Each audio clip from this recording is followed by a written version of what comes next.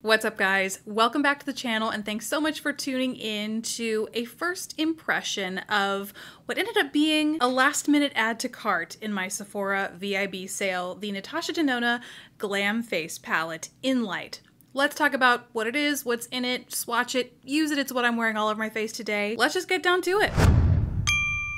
I swear brands know what they're doing when they launch things around the VIB sale because it's so tempting, especially with, higher end luxury products and brands like Natasha Denona.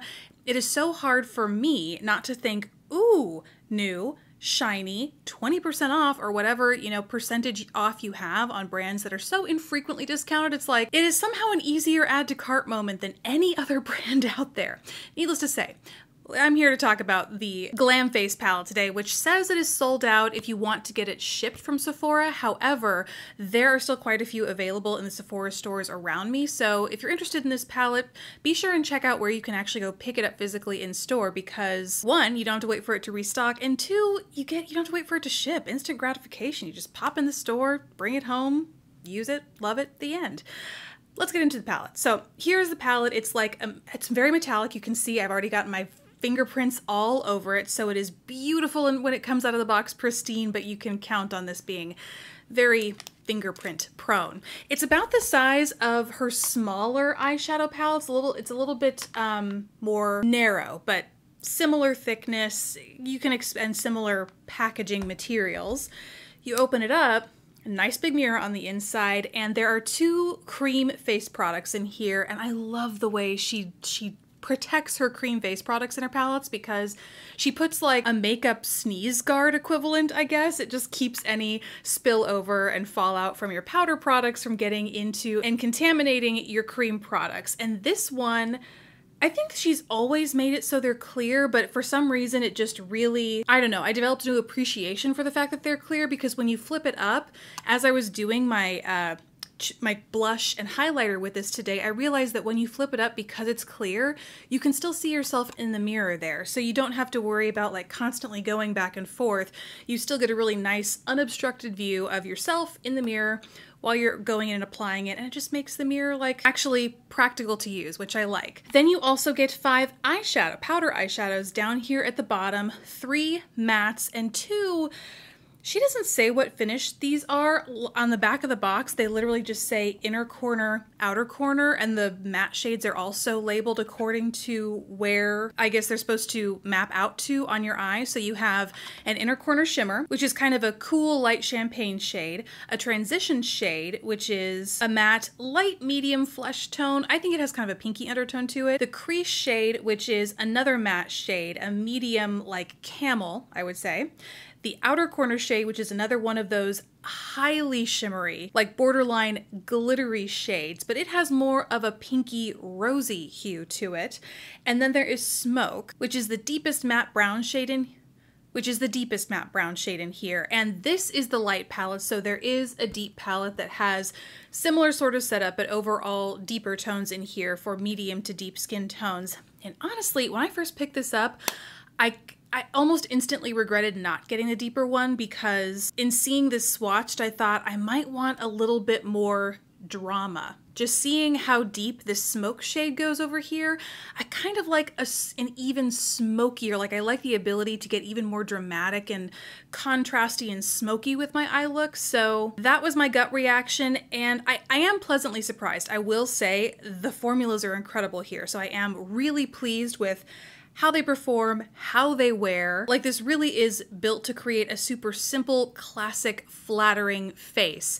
And it really takes the guesswork out of doing so, you know what I mean? Because it's simplified the whole process. Yes, it's 5 eyeshadows, but they're clearly labeled where they need to go, and same with the face products, obviously. So it really does make it nice and easy. But when I looked at the deep palette, I thought, you could probably have both palettes and still, like, as long as you know you're going to wear, it doesn't look like there's a lot of shade overlap, like you get unique shades in both palettes. So as long as you know you're going to wear tones that are that deep, or if you have medium deep skin and you know that you are going to wear those tones in a lighter palette, it does seem to me like you could have both palettes and not feel like you have too much of the same thing, if that kind of makes sense. So I guess this is me saying that I could totally see myself picking up the deep palette. No, we can't do that. That's outrageous. What I am saying is that I would pick up, I'm so impressed with this, I like it enough to pick up the deep palette. That's what I'm saying. The formulas in here are beautiful, the shadows especially. I mean, they're classically Natasha Denona formulas, the mattes especially, super creamy and smooth,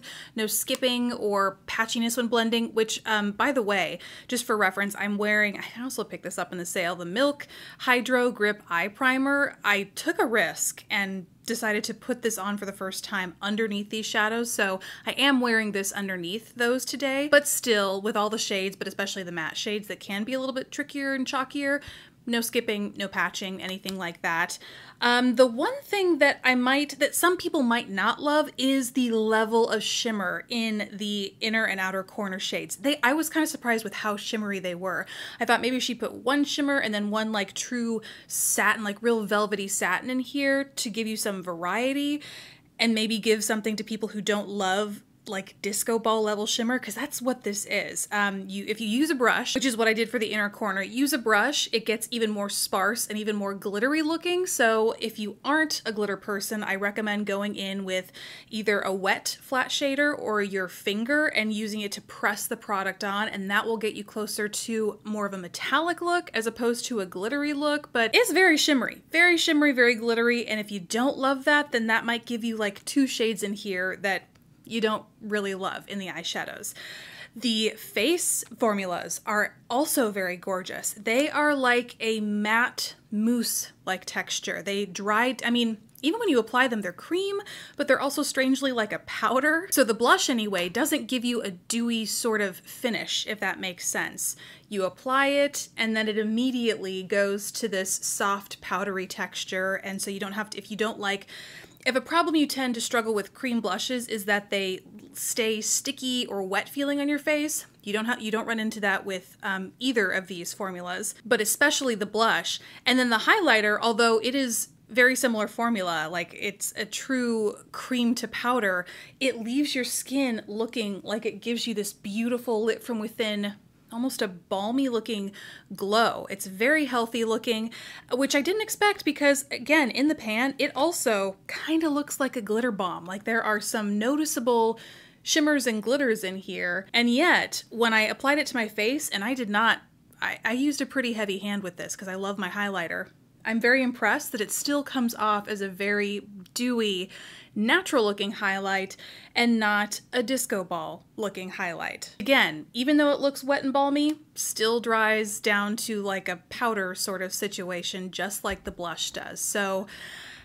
I have nothing to complain about with this palette. Like I said, I like it so much, it impressed me so much that I would even get the deep shades, even though I don't need any more makeup, but maybe I do, I don't know. Bottom line is, this is a winner. The formulas are exceptional if you're looking for a palette that kind of simplifies everything that you need for a minimal but still elegant and classy looking makeup look. I guess anything from a, daytime subdued look to a more amped up smoky look. This is a good one to go for, and it gives you Natasha Denona level formulas. So I like it.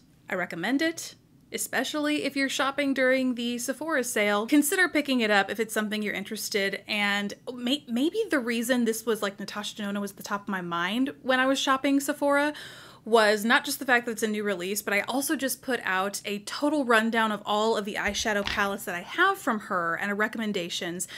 Again, if you're shopping the sale or you're just wondering which palette is right for you, I have all of those that I have, which is almost all of hers, swatched for you. So you can go check that out right here. But I think I just have and continue to have Natasha Denona on the brain. So hope you enjoyed this video, guys. Thank you so much for watching. Please don't forget to subscribe if you haven't already, and I'll catch you in the next one. Bye, guys.